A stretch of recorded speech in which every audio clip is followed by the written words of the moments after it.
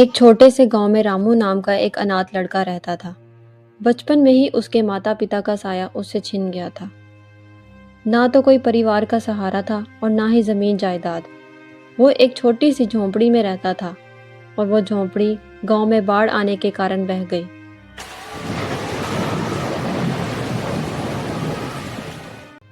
गांव का जमींदार राम सिंह बहुत दयालु था।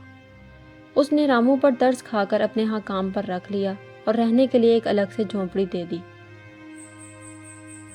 धीरे धीरे समय गुजरता गया। अब रामू बड़ा हो चुका था और आज भी वो जमींदार के यहाँ काम करता था। जमींदार भी उस पर बहुत भरोसा करता था। एक दिन रामू से कहता है, रामू बेटा, तुम अब शादी क्यों नहीं कर लेते? अब तुम्हारी शादी की उम्र हो गई है। तुम्हारी पत्नी आएगी तो तुम्हारा आधा काम वो संभाल लेगी, तुम्हारा घर संभाल लेगी। और अब मेरी भी उम्र हो चली है। पता नहीं कब ऊपर वाले का बुलावा आ जाए, मेरे सामने तुम्हारी शादी हो जाए तो मेरी भी तुम्हारे लिए चिंता खत्म हो जाएगी। अरे सेठ जी, ऐसा क्यों कहते हो? आपको मेरी उम्र भी लग जाए, आपके सिवा मेरा है ही कौन? आपने मेरे लिए बहुत कुछ किया है, बचपन से लेकर अब तक। आपने ही मुझे माता पिता दोनों का प्यार दिया है। आपका उपकार मैं कभी नहीं चुका सकता। उपकार की बातें छोड़ो रामू, बताओ शादी कब करोगे? लड़की मैं ही देखूं या तुमने कोई देख रखी है? नहीं सेठ जी, मेरी नज़र में कोई लड़की नहीं। आपको जैसा ठीक लगे आप वही करिए। मुझे आप पर पूरा भरोसा है। आप जो मेरे लिए फैसला करोगे मेरे भले के लिए होगा। अब आप ही मेरे पिता समान हो। अच्छा भाई, ठीक है। मेरी नज़र में तुम्हारे लिए एक बहुत अच्छी लड़की है और शादी के सारे खर्चे मैं करूँगा। अगर पिता का दर्जा दिया है तो मेरी बात भी माननी पड़ेगी। जी मालिक, जैसा आपको ठीक लगे। राम सिंह का एक बेटा भी था जो ये सारी बात सुन लेता है और गुस्से से अपने पिताजी के पास जाकर कहता है, पिताजी, ये आप क्या कह रहे हैं? आपको क्या ज़रूरत है रामू की शादी का खर्च उठाने की? ये मत भूलिए कि वो हमारा नौकर है। नौकर से इतना लगाव ठीक नहीं है, ऐसे तो वो सर पर चढ़ जाएगा। आज अगर आप उसकी शादी के लिए पैसा देंगे तो उसे आदत लग जाएगी। बचपन से आज तक वो हमारे ही पैसों पे पलता आया है और अब आप उसकी शादी भी करवा रहे हैं। आपने क्या उसका ठेका ले रखा है? जुबान संभाल कर बात कर विक्रम। वह मेरा नौकर नहीं, मेरे बेटे की तरह है। मैं जो चाहूँ करूँगा और तुम मत मुझे समझाओ कि मुझे क्या करना चाहिए और क्या नहीं। और ये मत बोलो कि मैं तुम्हारा बाप हूँ। पिताजी, आप ठीक नहीं कर रहे हैं। मैं आपका बेटा हूँ, वो फटीचर रामू नहीं। आप उसकी भोली शक्ल पर मत जाएं।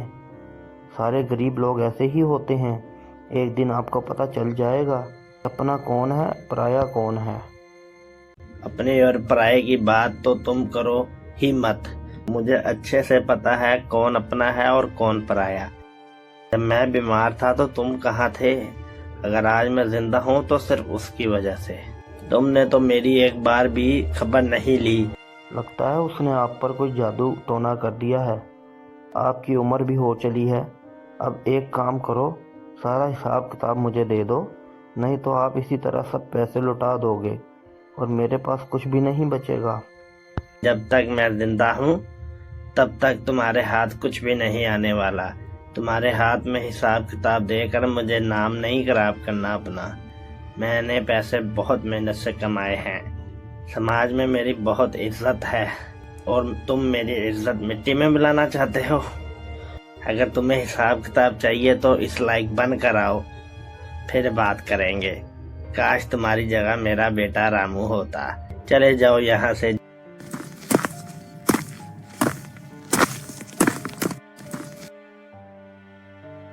इस फटीचर रामू का कुछ करना पड़ेगा। ये 2 टके का नौकर मेरी जगह लेने की कोशिश कर रहा है। मेरा बाप होकर मेरी जगह उस मनहूस की तरफदारी कर रहा है।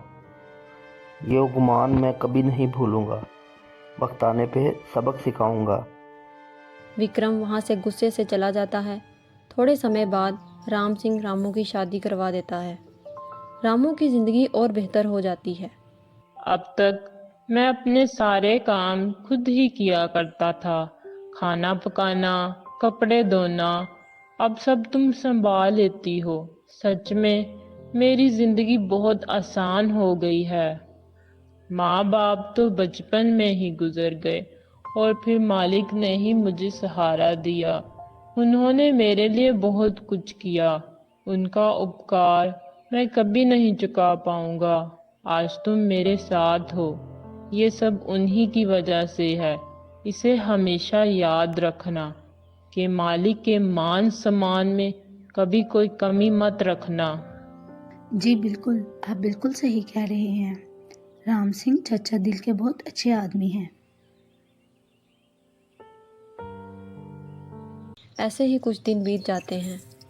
एक दिन विक्रम राम सिंह से कहता है, सुनिए पिताजी, मुझे 10,000 रुपये चाहिए। तुम्हें इतने सारे पैसे किस लिए चाहिए? वो मैं आपको नहीं बता सकता, बस मुझे पैसे दें। समझ गया, अपने नशे की लत और जुआ खेलने के लिए तुम्हें पैसे चाहिए। अब तक तुम यही करते आए हो, अभी भी वक्त है। ये सब गंदी आदत छोड़ दो, इसमें कुछ नहीं रखा, सिर्फ बर्बाद ही होगे। मैंने आपसे रुपए मांगे हैं, ज्ञान नहीं। मेरी जो मर्जी मैं करूं, आखिर ये पैसे मेरे ही तो हैं। मैं ही आपकी संपत्ति का अकेला वारिस हूं। मेरा जहां मन करेगा मैं वहां खर्च करूंगा। आप अपनी सलाह अपने पास ही रखिए और मुझे बस पैसे दे दीजिए। बदतमीज, अपने पिता से कैसे बात करते हैं? तुम्हें इसकी भी तमीज नहीं रही। बदतमीज होते जा रहे हो। अगर किसी अच्छे काम के लिए मांगते तो मैं तुम्हें पैसे भी देता, लेकिन अब मैं फूट की कौड़ी भी नहीं दूंगा। अच्छा, मेरे लिए तुम्हारे पास पैसे नहीं हैं और उस फटीचर की शादी पर उड़ाने के लिए तुम्हारे पास बहुत पैसे हैं। यह आप बिल्कुल भी ठीक नहीं कर रहे। एक बार और सोच लीजिए, नहीं तो अच्छा नहीं होगा। बदतमीज, अपने बाप से ऐसे बात करते हैं? तुमने आज तक फूटी कौड़ी नहीं कमाई। बचपन से लेकर आज तक मैंने तुम्हें कभी किसी चीज़ की कमी नहीं होने दी। बहुत लाड़ प्यार से तुम्हें पाला। शायद यही मेरी गलती है, जिसकी सज़ा आज मुझे मिल रही है। चला जा यहाँ से। विक्रम गुस्से से वहाँ से चला जाता है। रामू राम सिंह को परेशान देखकर पूछता है, क्या हुआ मालिक, आप बहुत परेशान लग रहे हो। क्या बताऊं बेटे, विक्रम ने मुझे बहुत परेशान कर रखा है। दिन ब दिन बिगड़ता चला जा रहा है। मुझे उसकी बहुत चिंता हो रही है। वो सही और गलत का फर्क भूल गया। पता नहीं इस लड़के का क्या होगा। मालिक, आप ज्यादा परेशान ना हो, सब ठीक हो जाएगा। आप छोटे मालिक से प्यार से बात करके उन्हें समझा दीजिए, वो समझ जाएंगे। वो दिल के बुरे नहीं हैं। तुम नहीं जानते, अब बात हाथ से निकल चुकी है। अब वो बातों से मानने वाला नहीं। उसके लिए मुझे कोई कठोर कदम उठाना होगा। इधर विक्रम बहुत गुस्से में होता है और सोचता है, मैं भी देखता हूँ मुझे पैसे कैसे नहीं देंगे। मुझे किसी भी हालत में पैसे चाहिए। उसके लिए मुझे चाहे कुछ भी करना पड़े। यहाँ भी घी सीधी उंगली से नहीं निकलने वाला। मुझे उंगली टेढ़ी करनी पड़ेगी।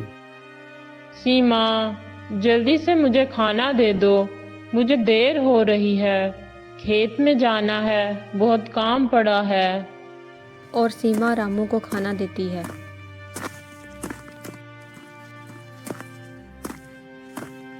खाना खाने के बाद खेत में काम करने के लिए चला जाता है। अगले दिन तिजोरी में से 20,000 रुपये चोरी हो जाते हैं। राम सिंह अपने सारे आदमियों से पूछताछ करता है, लेकिन उन पैसों का कोई पता नहीं चलता। तभी विक्रम वहां पर आकर बोलता है। क्या बात है पिताजी, आप बहुत परेशान लग रहे हैं।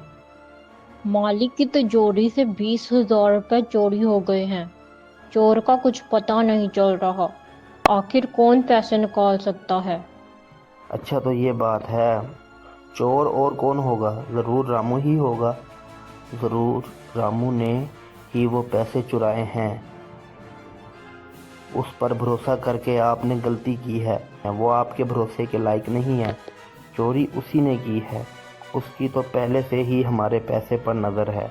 आप उस पर बहुत भरोसा करते थे। उसको कभी तिजोरी की चाबी भी दे दिया करते थे। अब पता चला ना, दिन रात आपके आगे पीछे, इसीलिए तो घूमता था। तभी रामू वहां पर आ जाता है। क्या बात हो गई है मालिक, कुछ हुआ है क्या?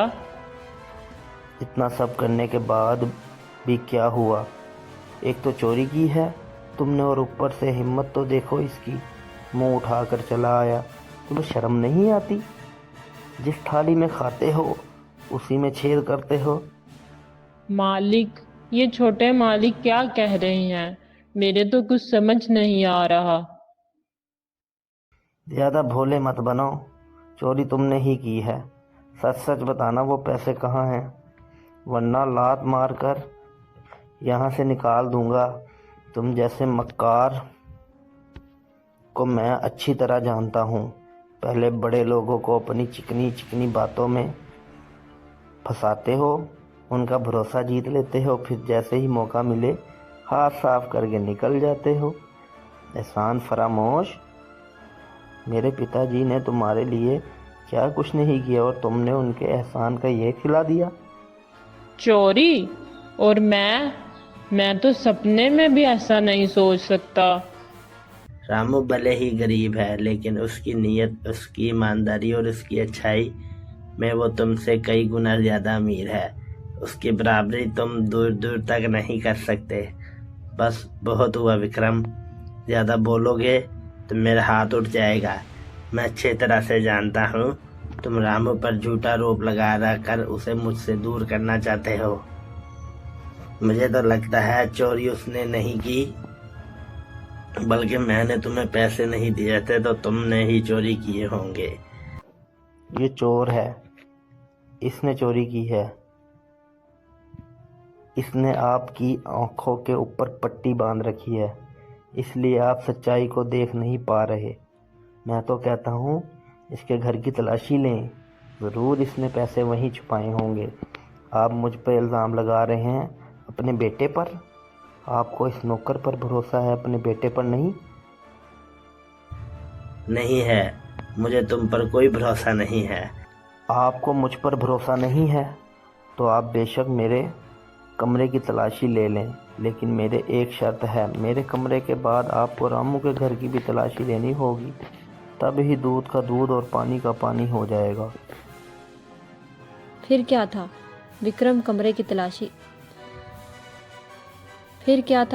कमरे की तलाशी ली जाती है, लेकिन उसके कमरे में वो पैसे नहीं मिलते। फिर रामू के घर की तलाशी की जाती है और रामू के घर में पैसे मिल जाते हैं।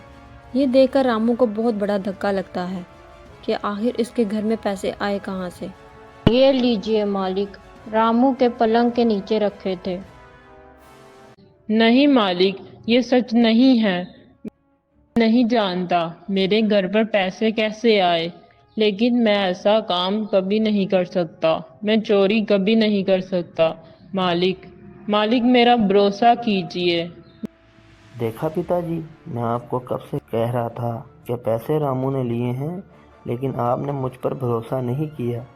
अब पता चला कि अपना कौन है, पराया कौन है। धोखेबाज। आज तुम्हारी वजह से पिताजी को कितनी ठेस पहुंची है। वो तुम पर कितना भरोसा करते थे, मुझसे भी ज़्यादा तुम पर भरोसा था। तुमने आज पिताजी का दिल तोड़ दिया है। सबूत सबके सामने है, चोरी तुमने ही की है। अब और कहने को बचा ही क्या है। पिताजी, मैं तो कहता हूँ इस धोखेबाज को पुलिस के हवाले कर देते हैं। नहीं मालिक, मैंने चोरी नहीं की है। कुछ बोलिए मालिक। ऐसे मत चुप रहिए। पिताजी मैं अभी पुलिस को बुलाता हूँ। नहीं, तुम पुलिस को नहीं बुलाओगे। चलो यहाँ से। इसको ऐसे कैसे छोड़ सकते हैं? सजा तो मिलनी चाहिए। आज के बाद हमारे घर के आसपास भी दिखे तो तुम्हारी टांगे तोड़ दूंगा। शुक्र मनाओ मैंने पुलिस नहीं बुलाई, एहसान कर दिया। पिताजी ने तुम पर और एहसान कर दिया, नहीं तो आज तुम जेल में होते। रामू राम सिंह को मनाने की बहुत कोशिश करता है, रोने लगता है, लेकिन उसकी बात कोई नहीं सुनता। राम सिंह वहाँ से चला जाता है। सीमा, ये क्या हो गया? आज मैंने अपने पिता जैसे मालिक का दिल दुखाया है। उन्हें कितना बुरा लगा होगा। वो तो अंदर से पूरे टूट चुके होंगे। लेकिन आपकी तो कोई गलती नहीं है। और ये पैसे हमारे घर कब आए? किसने रखे? ये जरूर किसी की साजिश है आपको फंसाने के लिए। वो तो नहीं जानता सीमा। मुझे इस वक्त मेरे मालिक की चिंता हो रही है। न जाने वो मेरे बारे में क्या क्या सोच रहे हों। मुझे कैसे भी उनसे बात करनी होगी। कोई भी आप पर भरोसा करने के लिए तैयार नहीं है। यहाँ तक राम सिंह चचा ने भी आप पर भरोसा नहीं किया। वो बिना कुछ बोले ही चले गए। अभी इस वक्त आप किसी से बात मत कीजिए, कुछ दिन बीत जाने दीजिए, फिर राम सिंह चचा से बात करना। रामू सीमा की बात मान लेता है और सारे गांव में ये बात फैल जाती है कि रामू ने राम सिंह के घर से पैसे चुराए हैं। सारे गांव वाले रामू को देखकर बातें बनाने लगते हैं। रामू को लोगों की बातें सुनकर बहुत बुरा लगता है। मैंने अपने पिता जैसे मालिक का दिल दुखाया है।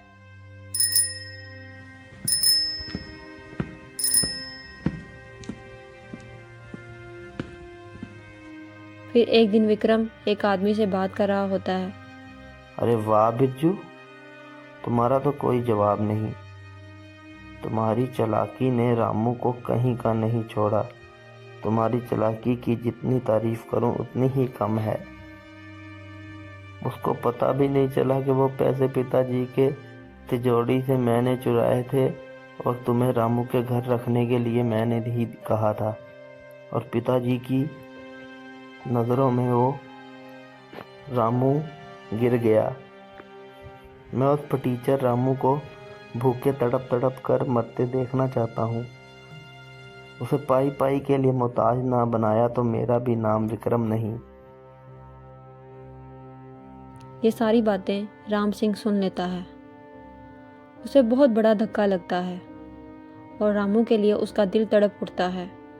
गुस्से में वो विक्रम के पास जाकर कहता है,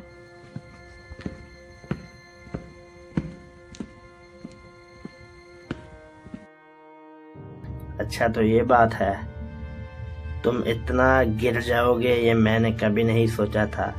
इस बेचारे रामू ने तुम्हारा क्या बिगाड़ा है जो तुम उसकी जिंदगी बर्बाद करने पर लगे हो। मुझे लगा तुम सुधर गए हो, लेकिन मैं गलत था। तुम कभी नहीं सुधरोगे। तुम इतना गिर गए कि खुद के घर में तुमने चोरी की और इल्जाम बेचारे उस रामू पर डाल दिया। तुम्हारी उस गंदी हरकत से उसे कितना कुछ झेलना पड़ रहा है, यहाँ तक कि तुम पुलिस भी बुला रहे थे।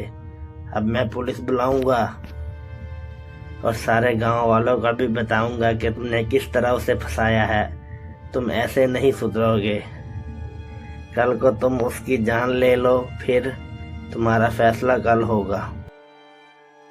राम सिंह वहाँ से चला जाता है और अगले दिन राम सिंह सारे गांव वालों को अपने बेटे की सच्चाई बताता है और उसके बेटे की वजह से रामू को जो झेलना पड़ा उसके लिए राम सिंह अपनी 10 एकड़ ज़मीन रामू के नाम करता है ताकि उसे कभी किसी पर निर्भर ना रहना पड़े। और विक्रम का नौकर डर के मारे सब सच बता देता है। पुलिस भी बुलाई जाती है। विक्रम और उसके नौकर को गिरफ्तार करके ले जाती है।